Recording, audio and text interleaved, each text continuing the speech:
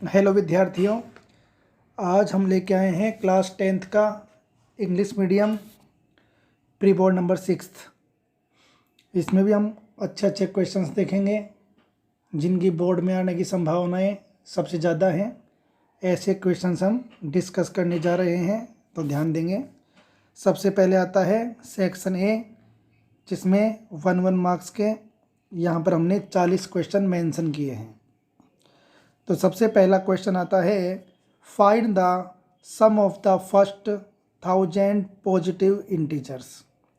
1000 positive integers का sum निकालने का फॉर्मूला होता है वैसे तो n इंटू n प्लस 1/2। आप इसमें वैल्यू पुट करते हैं तो आंसर आता है 500 बाकी ऐसे क्वेश्चंस को शॉर्टकट तरीके से करने की ट्रिक भी है। तो वो क्या है कि जब आपको आ जाए 1 से लेकर 10 तक का सम, या 1 से लेकर 100 का सम, 1 से लेकर 1000 का सम, 1 से लेकर 10,000 का सम, तो ट्रिक क्या होगी, 10 का हाफ कितना होता है 5, तो 2 बार लिख देंगे हम 5। तो 1 से लेकर 10 तक का सम करने का सम हो गया 55। 1 to 100 इसका सम करना है तो 100 का हाफ कितना होगा 50, तो हो जाएगा 2 बार लिख दो 50। 1 से 1000 का 500 और इसका 5000। तो जब ऑब्जेक्टिव आता है या 1 मार्क्स में आता है तो हम डायरेक्ट लिख सकते हैं। तो यहाँ क्वेश्चन था 1 to 1000, तो इसका आंसर आएगा 500।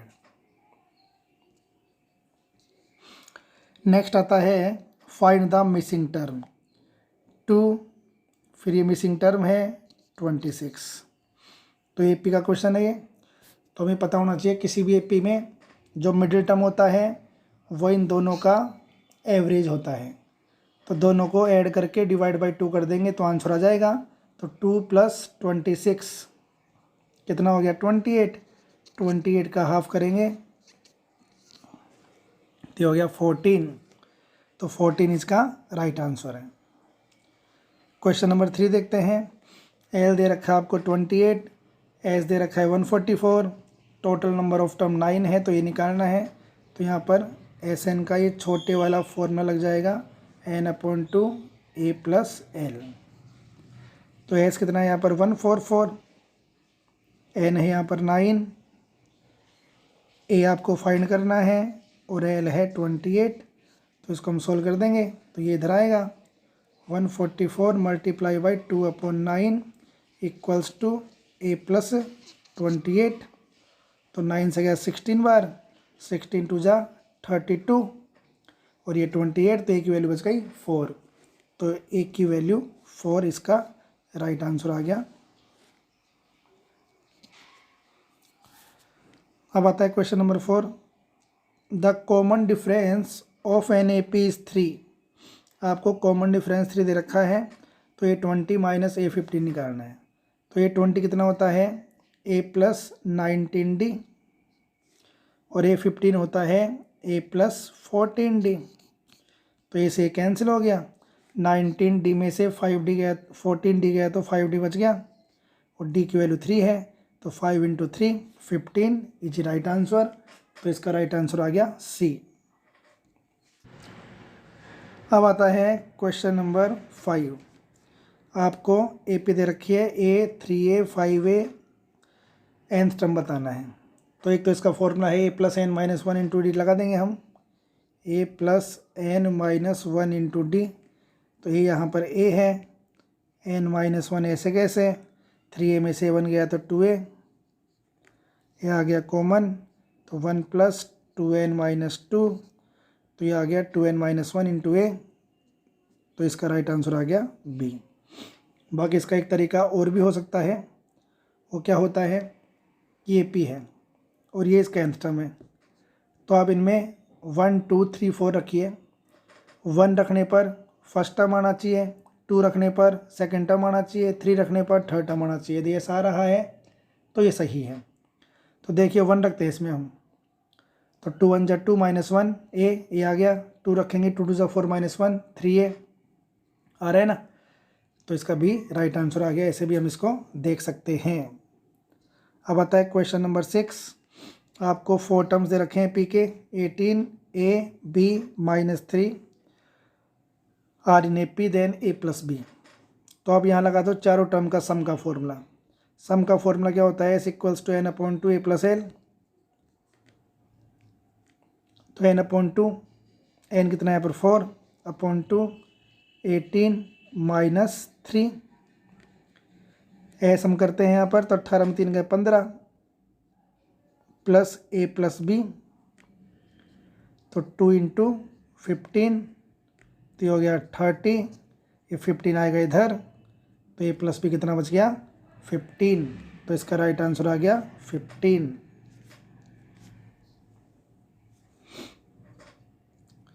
नेक्स्ट बोल रहा है which of the following is not an AP। कौन सी AP नहीं है ये आपको बताना है। तो आप देखिए यहाँ पर 1.2 में हमने 2 ऐड किया तो 0.8 आया, फिर 2 ऐड किया ये तो AP है। कॉमन डिफरेंस सेम है इसका। इसकी बात करें इसका कॉमन डिफरेंस भी सेम है। इसकी बात करें इसका कॉमन डिफरेंस भी सही है। तो यहाँ पर कॉमन डिफरेंस इसका सही नहीं है क्योंकि यहाँ पर 3 का डिफरेंस है, फिर 2 का रह गया। तो इसका राइट आंसर आएगा C। नेक्स्ट आता है for the AP 1/3 5/3 9/3 right the first term and common difference. तो ये तो बुक का ही क्वेश्चन है।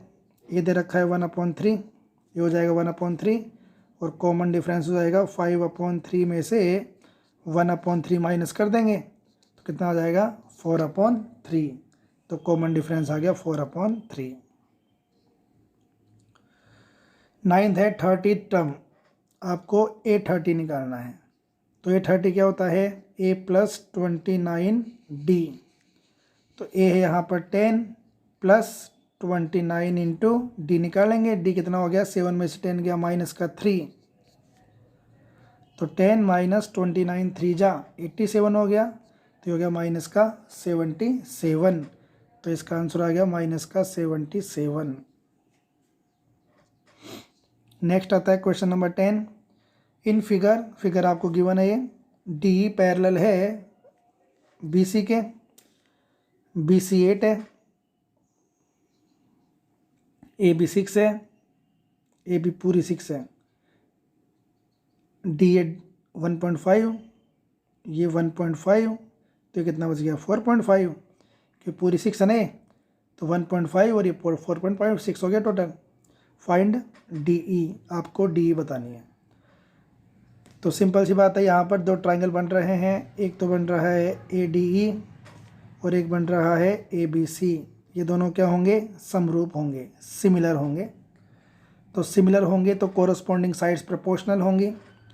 तो आप देखिए यहाँ पर इस छोटे वाले की साइड कितनी है 1.5 और इस पूरे की बड़ी कितनी है 6। तो इनका रेशियो हो गया 1:4। तो 1:4 होगा तो यहाँ पर भी 1:4 वाला कॉन्सेप्ट काम करेगा। तो ये कितना है 8 तो D हो जाएगा 2। तो D की वैल्यू आ गई 2 सेम रेशियो के हिसाब से। नेक्स्ट की बात करते हैं। तो ये फिगर आपको गिवन है। ये दोनों ट्रायंगल एक दूसरे के सिमिलर हैं। एक के 10 है, BC 3.5 है, H के 7 है। तो AC आपको बताना है। तो हम देख रहे हैं यहाँ पर AHK ABC के सिमिलर है। तो ये इसके सिमिलर है, ये इसके सिमिलर है। तो यहाँ पर ये 3.5 है 7 है तो 1:2 हो गया। तो ये दोनों सिमिलर हैं तो ये कितना हो जाएगा 5। तो AC हो गया 5।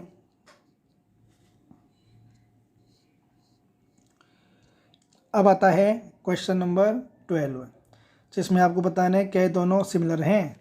तो देखो क्या इनकी साइड्स प्रोपोर्शनल हैं। तो हम देखते हैं 3 का डबल हो गया 6, 2 का डबल हो गया 4 और इसका डबल होना चाहिए था 5.4 लेकिन नहीं है। तो ये 1:2 के रेशियो में नहीं है, मतलब ये सिमिलर नहीं है। और जब सिमिलर नहीं है तो आगे किसी का आंसर हमको देना भी नहीं है क्योंकि लिख रखा है यदि सिमिलर है तो ही आपको आगे जवाब देने हैं। क्या ये दोनों सिमिलर हैं? तो हम देखते हैं कि साइड्स तो इनकी प्रोपोर्शनल है लेकिन एंगल इक्वल नहीं है क्योंकि यहाँ तो 90 हो गया जबकि यहाँ पर ये 90 नहीं होंगे, तो ये दोनों सिमिलर नहीं है, क्योंकि कोई भी दो फिगर सिमिलर तब होते हैं जब उनकी साइड्स प्रोपोर्शनल हो और कोरस्पॉन्डिंग एंगल इक्वल हो। तो यहाँ साइड्स तो प्रोपोर्शनल हैं बट एंगल इक्वल नहीं है। अब आता है, ये डायग्राम आपको गिवन है, तो आपको निकालना है एंगल DOC, DOC, DCO और OAB। तो हम सारे निकाल सकते हैं, कोई दिक्कत नहीं है। जब ये 70 है तो ये भी 70 होगा, क्यों? अल्टरनेट एंगल हो गए। ये 125 है तो ये वाला जो बच गया छोटा सा DOC वाला, ये हो गया 55, क्योंकि ये हो गए लीनियर पेयर। तो ये आपसे पूछा भी है DOC 55।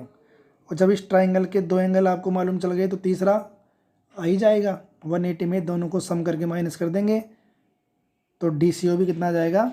55। तो ये 55 आ जाएगा। और OAB की बात करते हैं तो AB भी कितना जाएगा? 55। तो ये और ये अल्टरनेट हो गए।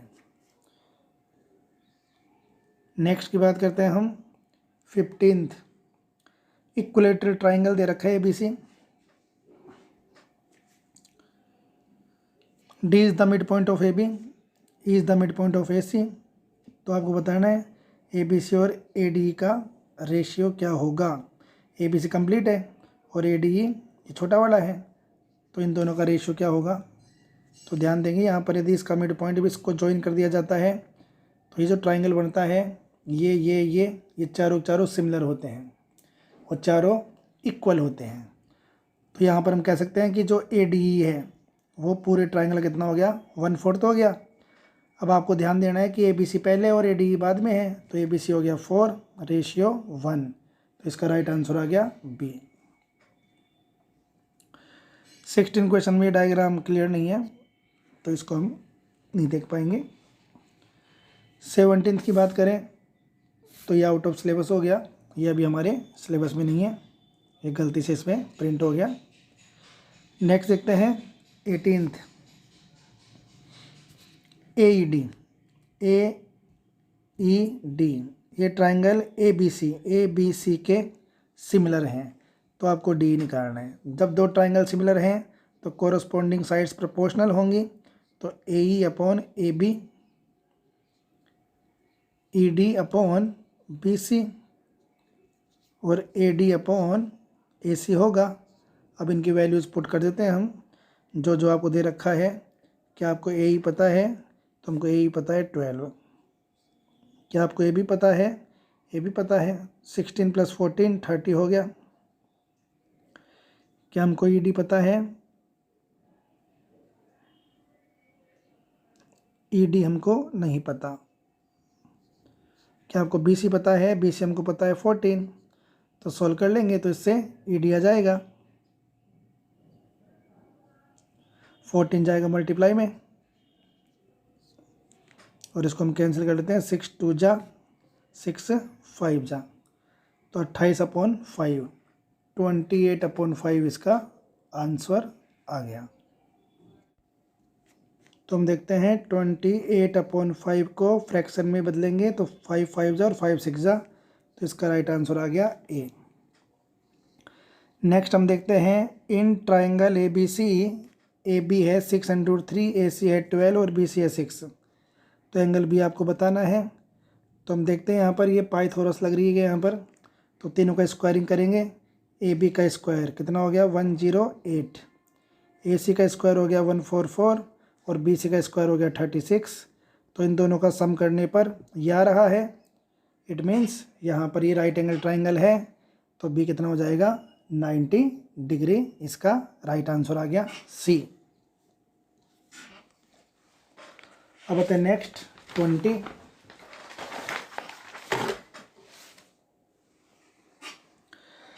में बोल रहा है कि ABC और DF में आपको AB/DE = BC/FT गिवन है।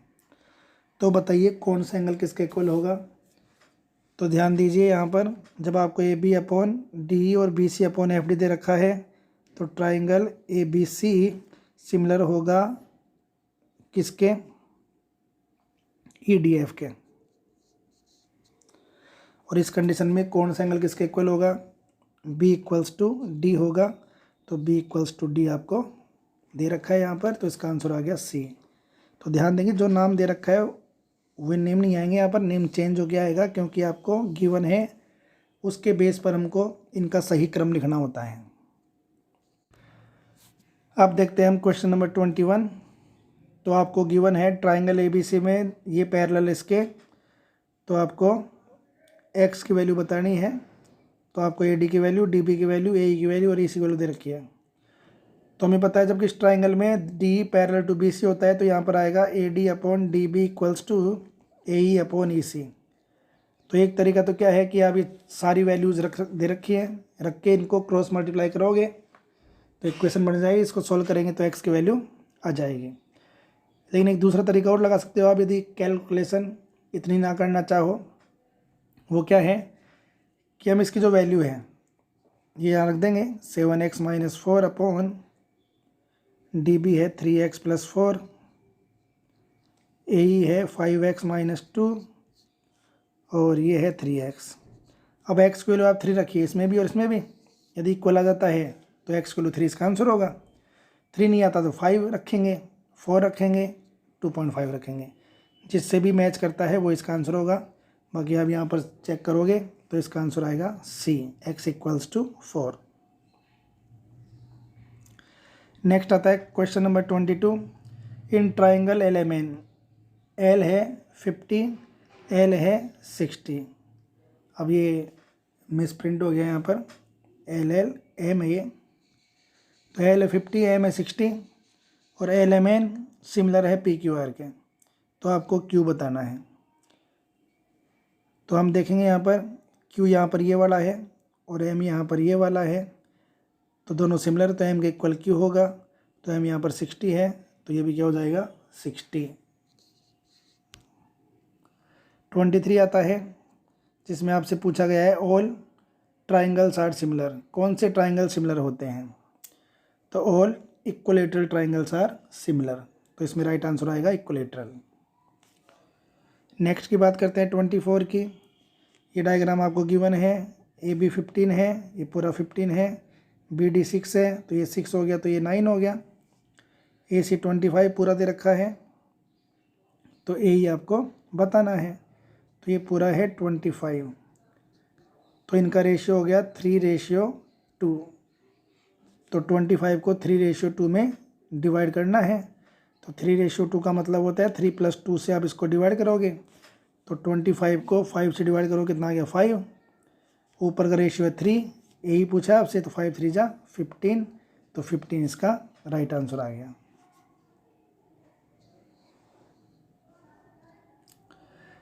Sides of 2 similar triangles are in the ratio 4:9। Area निकालना है, तो ये ट्रिक काम करती है। यहाँ पर साइड्स का रेशियो आपको दे रखा है 4:9, तो एरिया का हो जाएगा इसका स्क्वायर, तो हो गया 16:81। इसका राइट आंसर आ गया। नेक्स्ट की बात करते हैं। AB दे रखा है x, ये पूरा x AB, BC 7 है, CR 3 है, AS 5 है, तो आपको x की वैल्यू बतानी है। तो सिंपल सी बात है, ये 5 तो ये 5 और ये पूरा 7 है, तो ये 3 तो ये 3, तो ये बच गया 4, तो ये भी हो गया 4, तो 5 और 4 9, तो इसका राइट आंसर आ गया B 9।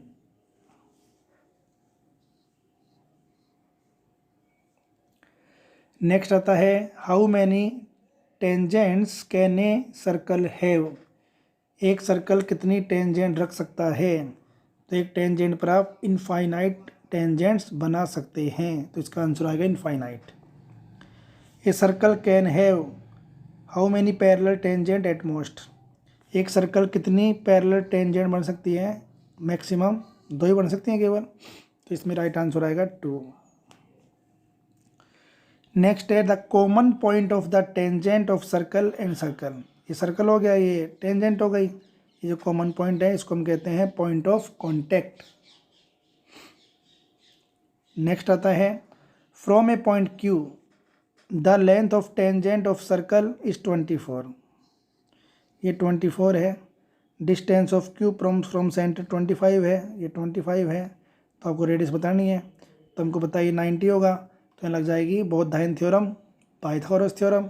तो 25 का स्क्वायर माइनस 24 का स्क्वायर इक्वल्स टू 7 का स्क्वायर, मतलब आंसर आ गया इसका 7। तो रेडियस आ गई 7, पाइथागोरस थ्योरम लगा लेंगे हम। नेक्स्ट पूछा the perimeter of a square circumscribe a circle of radius a. एक स्क्वायर है जो सर्कल के बाहर बना हुआ है, इसका पेरीमीटर पूछा है। रेडियस आप उधर रखिए ए, तो डायमीटर हो गया 2a। जब ये डायमीटर 2a हो गया तो साइड भी 2a हो गई।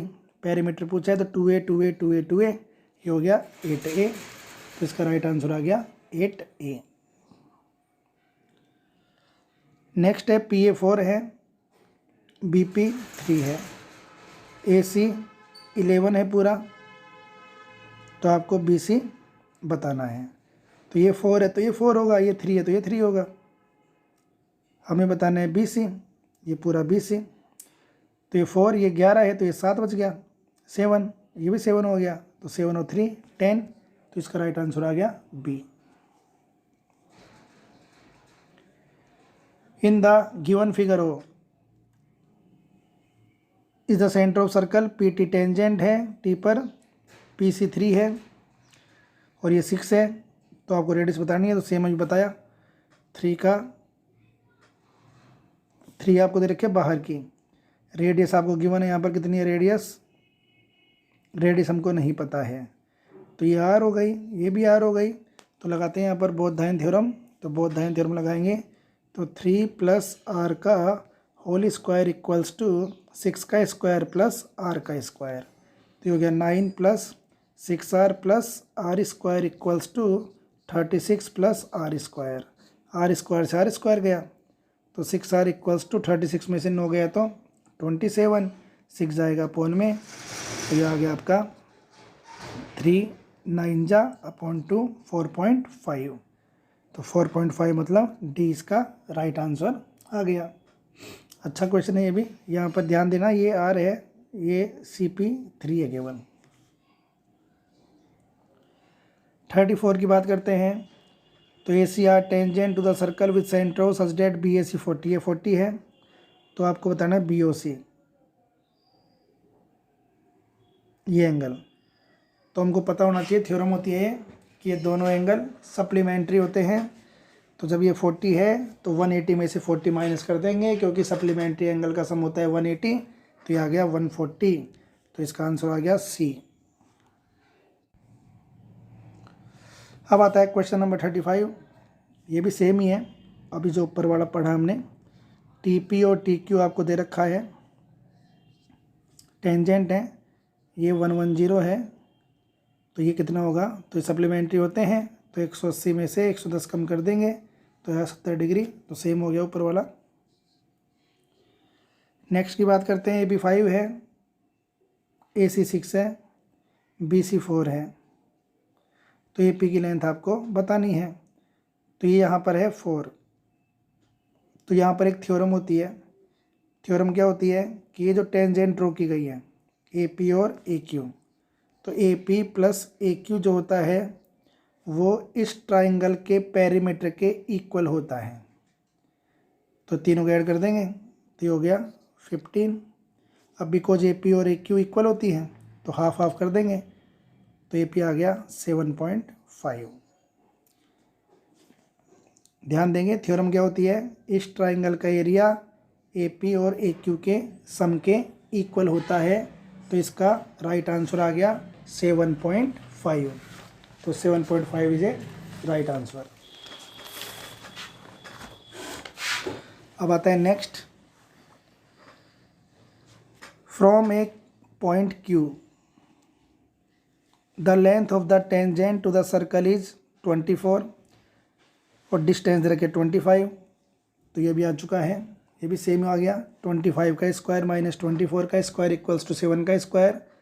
तो आंसर आएगा इसका 7A। नेक्स्ट बोला था सम ऑफ फर्स्ट 5 मल्टीपल ऑफ 3, तो इसके लिए सिंपल सा ही है 3, 6, 9, 12 और 15 लिख लो और सम कर लो इनका, सिंपल यही पड़ेगा और क्या करोगे। तो 15, 15, 30 और 15, 45, तो 45 इज आंसर, ये आंसर आ गया इसका। नेक्स्ट बोला है which of the following form an AP, कौन सा एपी बनाती हैं। जस्टिफाई योर आंसर, क्या एपी बनता है, क्या ये चेक करना है आपको।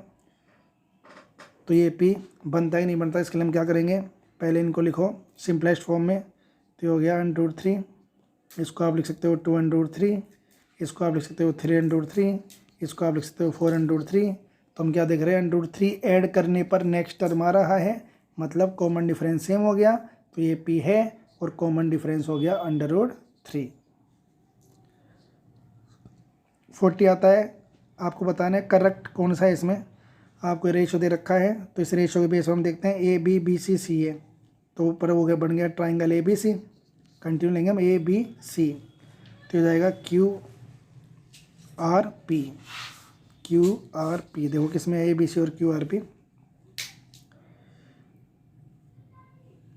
तो ए बी सी और क्यू आर पी नहीं है, तो इसके अकॉर्डिंग हमको आंसर के अकॉर्डिंग चेक करना पड़ेगा। तो देखो ए ऑप्शन सही है क्या, पी क्यू आर। तो पी क्यू आर कहाँ पर है, ये रहा पी क्यू आर, ध्यान देंगे पी क्यू आर, तो ये क्या हो जाएगा सी ए बी। तो पी क्यू आर और सी ए बी सही है, मतलब इसका ये आंसर ये ऑप्शन ही सही है। बाकी आप 3 चेक करोगे तो ये मैच नहीं करेंगे। तो ये थे हमारे ऑब्जेक्टिव क्वेश्चन जो हमने बता दिए, बाकी सब्जेक्टिव आपको बाद में बताएंगे। धन्यवाद।